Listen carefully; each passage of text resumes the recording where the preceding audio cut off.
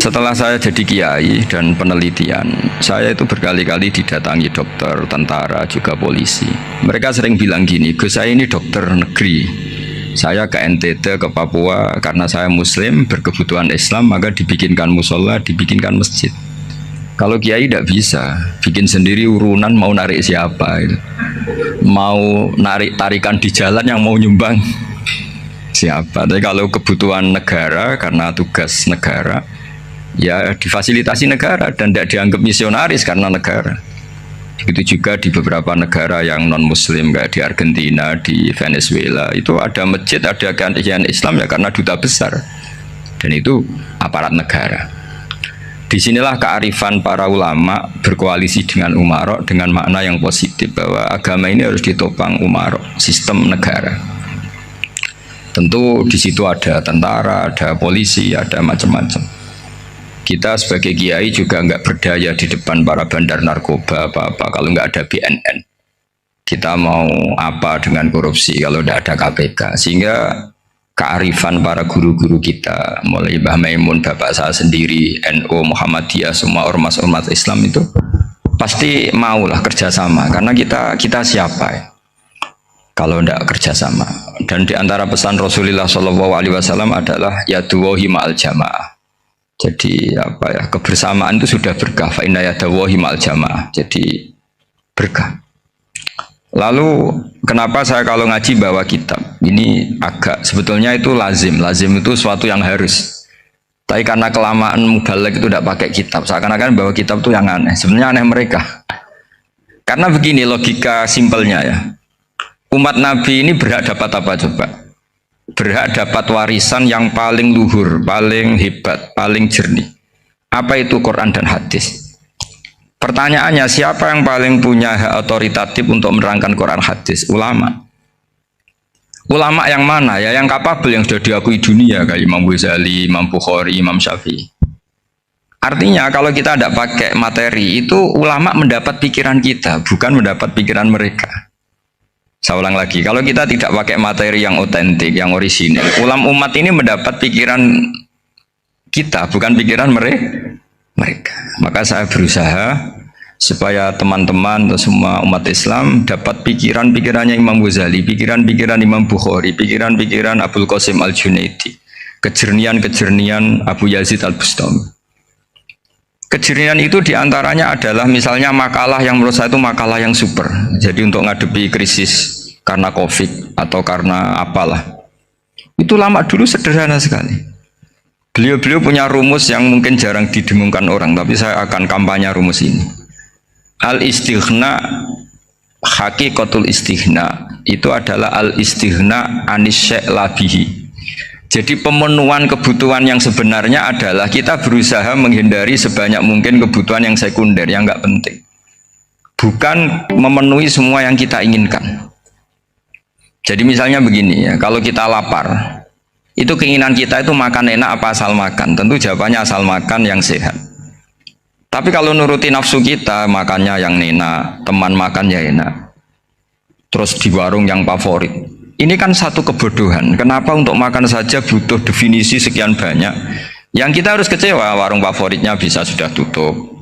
Atau kita ke sana harus macet. Ribet. Yang benar-benar arif dan bijaksana itu adalah al-istighna anisya. Sesuatu yang tidak mendesak itu jangan jadikan kebutuhan. Sehingga kalau kita puasa misalnya, semua makanan itu enak karena kita sangat lapar. Sehingga Abul Qasim Al-Junaidi ketika ditanya, ma'idamu to'am, lauk makanan itu apa? Jawabannya lucu, alju, lapar. Kalau kamu lapar ya semuanya enak. Ini sudah mulai hilang. Kita bilang makan enak itu ya sate, ya gulai, ya pizza yang kita senang. Akhirnya apa? Untuk nikmati nikmatnya Allah itu kita jadi ribet. Apalagi yang orang-orang fasik harus ditemani perempuan yang tidak halal misalnya, atau harus ada ajudan, ribet. Nah pertanyaannya, orang yang ribet sama yang nggak ribet itu pinter mana? Pinter yang nggak ribet. Nah ini kearifan-kearifan yang mulai hilang. Lalu siapa yang bisa mewarisi itu? Ya ulama. Jadi ulama itu cara berpikir sebenarnya simple. Makanya mereka sering kalau tahajud itu, di antara makalah Sayyidina Ali paling terkenal, dan yang menjadikan beliau punya derajat yang luar biasa itu adalah kafani izzan antakuna li robban wa kafani fakhron an akuna laka abdan. Ya Allah, saya ini sudah begitu mulia, begitu terhormat dan sangat-sangat terhormat karena yang menjadi Tuhan itu Engkau. Jadi rumus pertama itu karena menjadi Tuhan itu Engkau. Hanya Tuhan yang abadi, Tuhan yang pertama, hanya Tuhan yang al-awwal. Coba ya Allah, kalau saya ini punya Tuhan Fir'aun, punya Tuhan mati jadi tontonan lagi, itu kerennya di mana coba? Andaikan kita punya Tuhan Fir'aun, atau punya Tuhan yang asal usulnya manusia, apapun hebatnya manusia itu, kita punya Tuhan manusia itu. Tuhan yang lapar, yang kalau nggak makan mungkin pingsan, mungkin bisa kena COVID, nanti Tuhannya diisolasi. Kayak apa? Makanya ketika Tuhan Allah menyindir ketuhanan selain Allah itu, Allah hanya menyindir dengan kalimat sederhana, karena yakulani to'am, yang kamu tuhankan itu masih makan. Artinya kalau nggak makan ya lemes.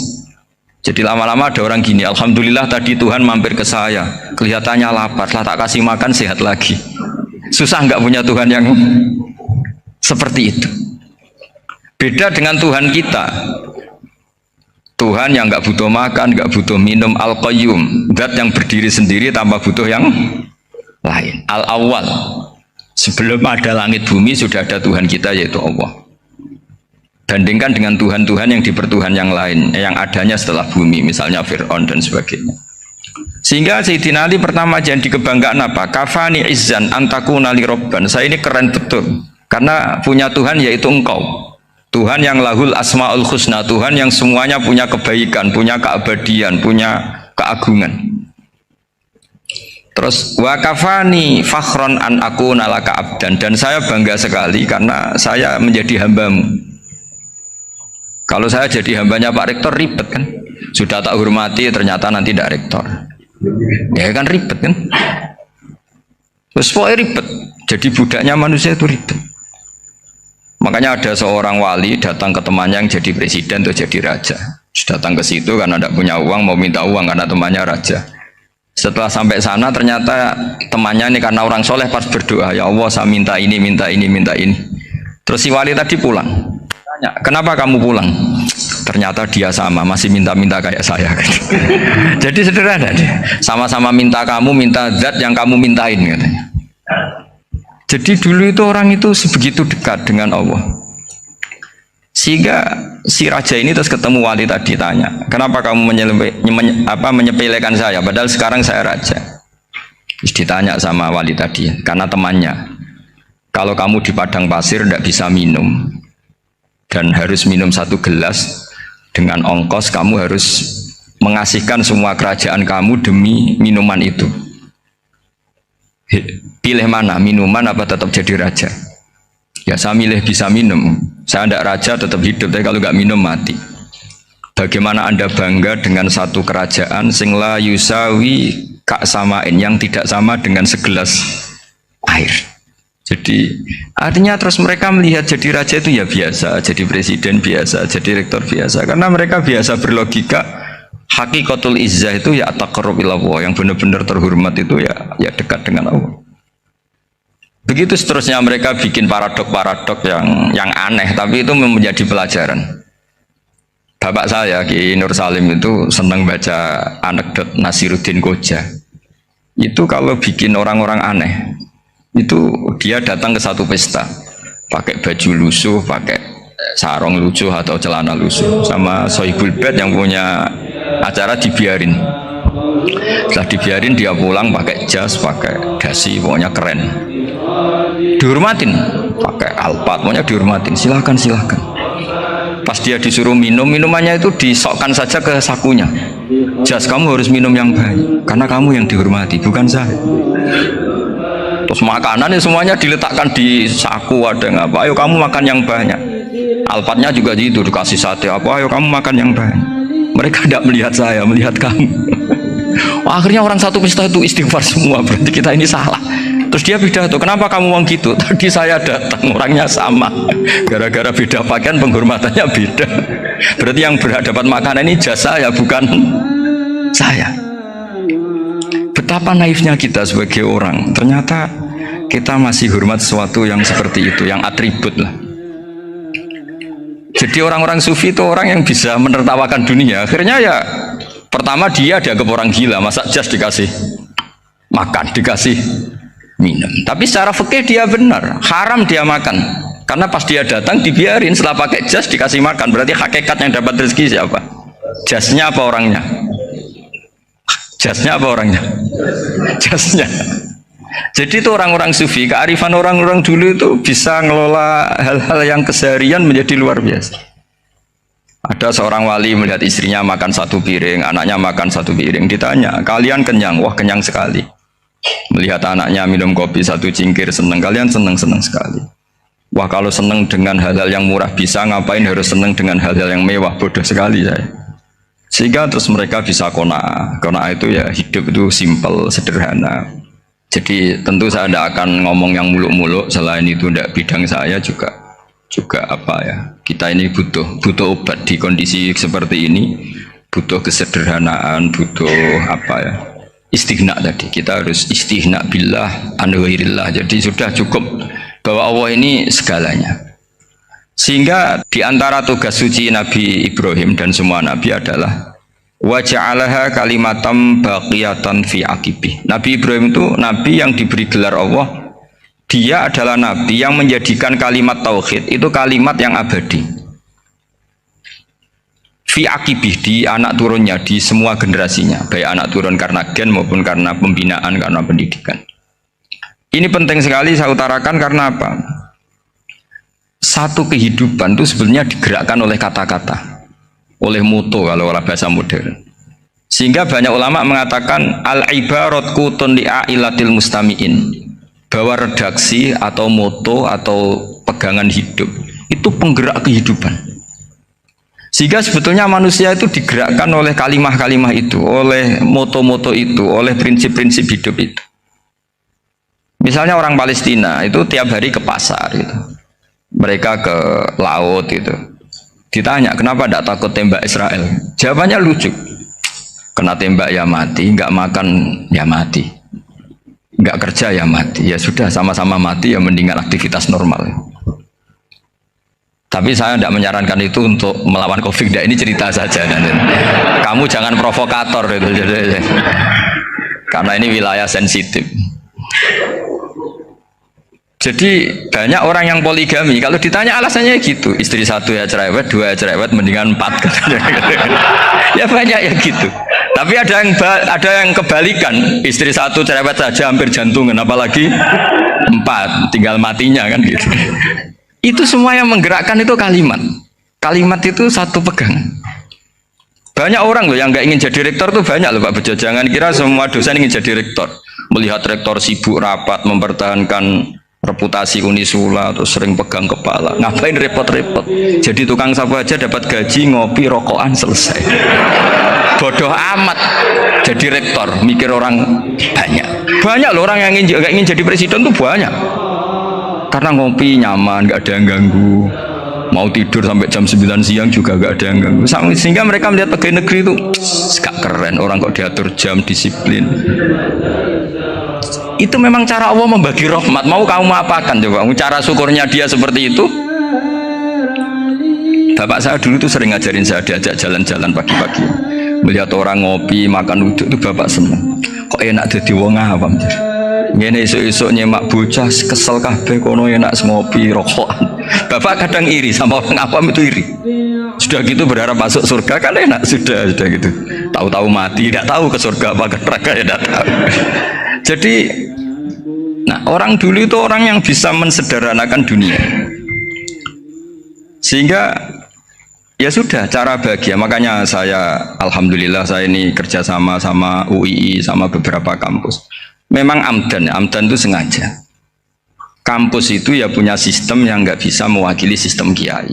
Kiai juga punya sistem yang nggak terwakili oleh kampus, juga sebaliknya saling melengkapi. Saya sering ketemu rektor UI, rektor kampus-kampus Islam.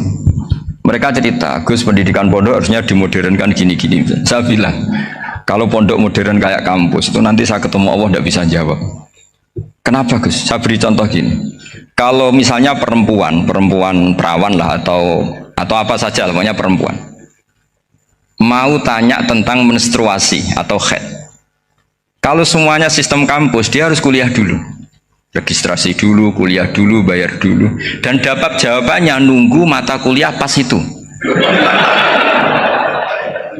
Bandingkan kalau sistem pondok, saya tuh sering ke pasar sama anak saya dicegat sama ibu-ibu. Gus, anak saya ngalami gini-gini, keluar darah terus menerus, nggak 6 hari tapi 1 bulan penuh. Itu hukumnya apa, Gus ya? Nanti saya mau sowan ke jenengan. Nggak usah sowan, di sini aja. Ya sudah. Sebelum mengeluarkan darah yang rutin seperti itu, biasanya haidnya berapa hari? 6 hari, ya sudah ikut yang 6 hari, yang lainnya istighatsah. Ngoten tok Gus, ya udah. Ya. Begitu terus di masalah udhiyah, Pak. Ya coba kalau semuanya pakai sistem kampus, daftar dulu, bayar dulu. Jadi ini nggak ada jawabannya, nunggu mata kuliah itu, baru dapat jawaban. Itu biasa nggak sholat bertahun-tahun karena belum ada jawaban tentang itu. Ya itu kalau misalnya orang mati, tahunya cara apa memulasara jenazah itu nunggu kuliah dulu, pas mata pelajaran itu dulu, baru menangani orang mati. Berarti orang mati itu tergeledak semua. Tapi kalau kiai kan enggak. Kesini orang mati terbakar, kalau dimandiin malah badannya copot-copot, itu gimana hukumnya? Ini ada orang mati Gus Kendat, ini disolati apa enggak? Ada orang mati apa itu oplosan ya, itu disolati enggak? So sering ditanya gitu. Gak usah registrasi Pak Rektor, gak usah registrasi, gak usah daftar, gak usah seminar. Makanya kalau orang kampus wani kiai itu yuk kualat tenan gitu, karena ini yang on time ya. Tapi pondok seperti saya ya ikrar seikrar-ikrarnya pentingnya kampus karena melatih efisiensi waktu, disiplin, tata kelola manajemen sehingga kita ya hormat. Tapi tadi kita harus saling melengkapi sehingga saya tunjukkan ke publik bahwa saya hormat sekali sama polisi, sama tentara. Coba kita bisa apa ngadepi bandar narkoba kalau enggak polisi? Bisa apa coba menjaga NKRI kalau enggak tentara? Begitu juga ya sudahlah, kita memang fa'inayadawahi ma'al jamaah, kita berkah itu kalau bersama-sama, tidak bisa kita sendiri. Nah lalu orang kayak saya itu ya beberapa kali sebetulnya saya itu ditawanin jadi dokter honoris causa apa. Kekhawatiran saya satu, takut pas nggak punya uang itu dokter kok gak di duit kan gak pantas gitu. Jadi repot gitu, daripada beban lah sudahlah nggak usah dokter. Jadi kalau nggak punya uang ya pantas, terus kalau ngebis ya pantas, suatu saat kalau mati nggak ada yang hadir ya pantas, nggak dokter gitu. Kalau sudah dokter kok masuk neraka, dokter kok masuk neraka, kayaknya apalagi rektor kampus Islam kok masuk neraka itu kan kok kayak nggak pas itu. Misalnya rektor lah ditanya mungkar nakir, nggak bisa kan, kayak gimana gitu. Makanya harus sering ngaji saya supaya nggak malu di depan mungkar nakir. Masa rektor ditanya mungkar nakir nggak bisa. Harus berani bentak, ini saya rektor loh Pak mungkar nakir. Masa kalau wali-wali dulu berani. Masyhur di cerita wali-wali ditanya marabbuka manabuka, saya ini guru tauhid. Kok kamu tanya marabbuka manabuka, yang ngotok. Kok kamu tidak pernah ngaji, enak aja tanya. Jadi wali-wali itu ya rileks ngadepi mungkin. Saya yakin rileks wali di Bang Pak Rektor, saya yakin itu. Karena wali itu lebih dekat Allah. Sehingga orang dulu itu, saya ulang lagi ya, ada satu kearifan namanya hidup itu apa? Hidup itu adalah cari sebanyak mungkin supaya hidup itu tidak tergantung pada banyak hal. Sehingga misalnya cara berpikir orang-orang modern itu sebenarnya banyak orang-orang ilmuwannya nggak ngagumi Amerika. Bukan karena angkuh, enggak.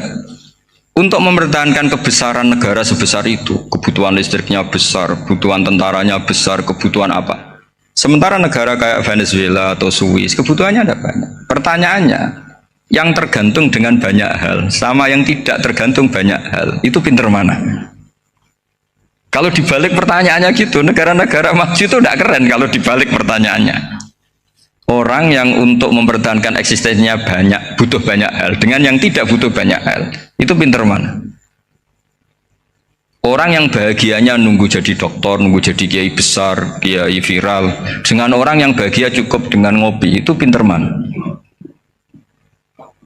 Tapi kalau dibalik pertanyaannya, orang yang tahunya nikmat hanya kopi dengan nikmat yang banyak, pinter mana? Makanya Mbah Mun tuh kalau guyon itu lucu. Aku ikut saake ambek wong desa sing mlebu swarga. Saya dulu eskal mlebu swarga kok disakeni. Akhirnya beliau memberi penjelasan. Wong desa iku roe pakanan enak, iku mau kopi mbek uduk. Lah swarga iku mau nuruti sing dikarepno. Akhirnya semua mangan, wis ngopi, nguduk, ngopi, ora roh pakanan liyane iku ora roh. Nasi mandi yo ora roh, pizza yo ora roh apa-apa. Terus saya bilang, wah lah niku nak nganti selera tentang wanita cantik. Iku juga sederhana. Rontok pesek ya wis cantik, rontok ireng ya wis. Apa bidadarinya seperti itu karena saking enggak pengalamannya. Jadi surga itu kan nuruti apa yang diinginkan. Kira-kira keinginan orang kampung kalau di surga itu apa coba? Makanan apa coba? Ya, nah, senangnya ketemel gemblong itu. Nang, artinya malaikat lebih suka nangani surganya orang-orang kampung di Bang Pak Rektor. Ini sudah ribet ini. Makanan apa saja sudah harus dicoba ya. Terus kalau di mall tahu orang macam-macam, seleranya macam-macam pasti. Enak mana kalau sampai jadi malaikat pelayan surga? Suka ngelayani orang kampung apa yang orang kota? Orang kampung kan? Jadi ya itu guyon ya, guyon tapi itu menjadi pikiran kita bahwa orang yang banyak kebutuhan itu sebetulnya banyak kebodohannya karena menggantungkan kebahagiaannya dengan banyak hal. Makanya Imam Syafi'i ngendikan istighna itu apa? Al istighna anisya labi. Yang dikatakan kecukupan adalah berusaha sebanyak mungkin banyak hal tidak kamu butuhkan. Bukan memenuhi semua kebutuhan kamu karena nafsu kamu ini tidak ada batasnya gitu. Kalau kamu penuhin nggak akan selesai. Itu ada perempuan yang kurang cantik itu minta doa saya, Gus doain suami saya kaya. Terus tak guyonin, terus nggak minta. Kalau suami kamu kaya, yang pertama dirubah itu apa? Rumah Gus, supaya rumah saya bagus. Kedua apa? Mobil, supaya mobil saya bagus. Nanti yang dievaluasi itu kamu. Mobil bagus, Alphard, rumah mewah, istrinya kamu pasti itu dievaluasi. Langsung nggak usah sudah gini aja kan. Jadi pertama yang dievaluasi itu kaya itu, coba kalau suami kaya itu yang dievaluasi pertama rumah ya, rumah ganti. Setelah itu apa? Mobil. Kira-kira berikutnya akhirnya sudah bagus, nggak jadi. Nabi Ibrahim itu pernah minta umur panjang. Keren umur panjang. Sama Allah nggak dijawab. Datang orang tua gitu mertamu ke Nabi Ibrahim. Terus disuguhi dikasih kurma. Apa itu? Kok kurma apa? Anggur yang sudah matang sekali. Sudah dimakan. Setelah dimakan meler keluar lagi. Dimakan lagi meler lagi. Terus Nabi Ibrahim masuk lagi ke kamar. Ya Allah, doanya tak cancel. Nanti kalau saya tua kayak itu. Jadi Allah itu nggak jawab langsung tapi ngirimkan itu. Akhirnya ya Allah nggak jadi. Nanti takut itu. Saya pernah ngalami jadi kiai tadi, ada ibu-ibu ya nggak pati cantik lah. Suaminya tuh miskin sekali. Minta doa saya supaya kaya. Bareng tak kasih pertimbangan itu udah nggak usah nggak jadi. Jadi itu kearifan. Tapi kearifan ini harus kita tanamkan. Saya nggak bisa membayangkan Indonesia yang besar ini, andai kan tidak ada qanaah, nerimo ing pantum. Coba sekarang ada COVID. Andai kan Indonesia tuh kayak Perancis. Saya beberapa kali punya tamu orang yang hidup lama di Perancis, bahkan dapat istri orang Perancis. Itu dulu nggak begitu mencintai Indonesia. Tapi setelah di Perancis 2 tahun, wah Indonesia hebat. Di Perancis tuh kata dia kalau cerita, semua kebutuhan masyarakat itu dibebankan ke negara. Apa saja minta negara, apa saja nyoal negara. Sementara Indonesia, coba kalau Indonesia mengalami seperti ini kok tidak ada qanaah, rimo ing pantum, bisa chaos Indonesia. Orang miskin nyalahkan negara, kelaparan nyalahkan negara, apa saja. Tapi barokahnya dididik kiai jogeman nyalahno wong liya. Urip pun romo ing pandum, diame. Sampai gak ngerti kalau Covid. Banyak tuh orang-orang kampung itu, orang lugu-lugu itu. Mbah niki saking Covid, salam ning Covid, muga-muga umure panjang. Dikira Covid itu nama orang yang ahli sosial itu. Mbah niki dana saking Covid. Matur nuwun sampai no salamku, muga-muga umur panjang. Bingung kan yang nganterin ini. Ini gimana yang mau menjelaskan? Memang nggak paham.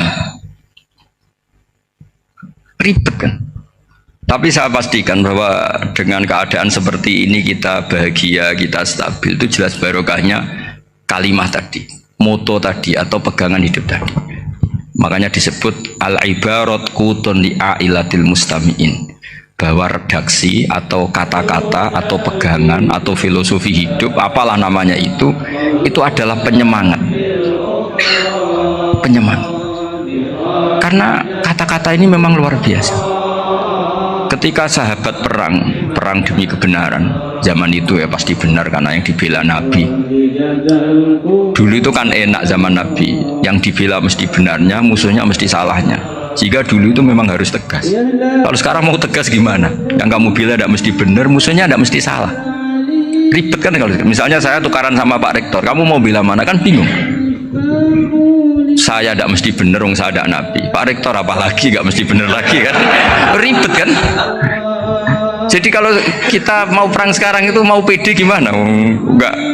Makanya banyak ulama sekarang tuh mau tegas tuh nggak berani karena ya banyak hal yang abu-abu lah wilayahnya, misalnya pilihan presiden atau pilihan bupati, pilihan menteri. Kamu mati-matian bela itu, yang kamu bela tidak mesti benar, musuh kamu tidak mesti salah.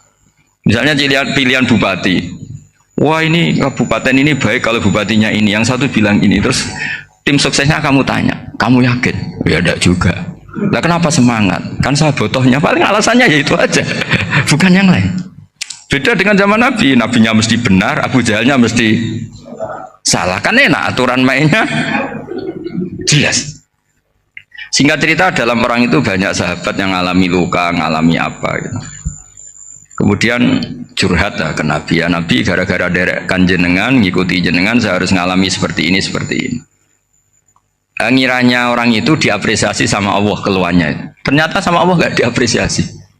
Malah diturunkan ayat intakunu ta'lamuna fa innahum ya'lamuna kama ta'lamun wa tarjuna minallah malah yarjun. Kalau kamu sakit karena perang, orang-orang kafir itu ya sakit, itu saja berani padahal demi kekafiran. Wa tarjuna minallah malah yarjun, padahal kamu punya nilai lebih, yaitu berharap kepada Allah yang mereka tidak punya. Saya jadi kiai itu ya kadang mangkel. Karena yang benci ya benci, yang seneng itu ngel-ngel loh kayak Pak Bejo. Jadi semuanya ribet. Nah iya, yang benci ya ganggu, yang seneng ya ganggu, tambah nemen. Seribet. Tapi kalau sudah ingat bandar narkoba, mereka berhadapan dengan polisi, kadang ditembak karena kesalahannya terlalu fatal. Antar persaingan mereka juga bisa tembak-tembakan karena merebut pasar narkoba. Itu saja mereka berani. Kok kita yang jadi kiai kadang dicium tangannya, dihormati gak berani, hanya takut apa ya, musibah-musibah kecil atau problem-problem kecil. Lah iya, kalau kita bandingannya gitu. Kalau kamu mau tahajud kedinginan, itu masih nanti dihisab Allah itu gitu. Maling ayam itu keluar malam-malam hanya dapat ayam. Itu gak takut dingin, ya gak takut digebuki masa. Kamu mau tahajud saja takut dingin. Makanya nanti hisabnya orang soleh itu nanti dijajarkan orang dolim, terus diperbandingkan. Wah itu habis kamu kalau itu. Jadi misalnya Unisula mau rapat, tapi ini malam, kalau malam dingin nanti sama masuk angin. Wah anak-anak pang di perapatan aja berani kamu. Kalau sudah perbandingannya gitu tuh ribet kita nanti. Makanya itu kalimat itu moto atau filosofi hidup. Sehingga diulang lagi nasihat itu. Iyam saskum korhun fakodu masal koma korhum mislu. Kalau kamu kena luka, orang-orang yang nggak benar juga akan kena luka. Itu aja berani demi ketidakbenaran. Masa kamu demi kebenaran nggak berani?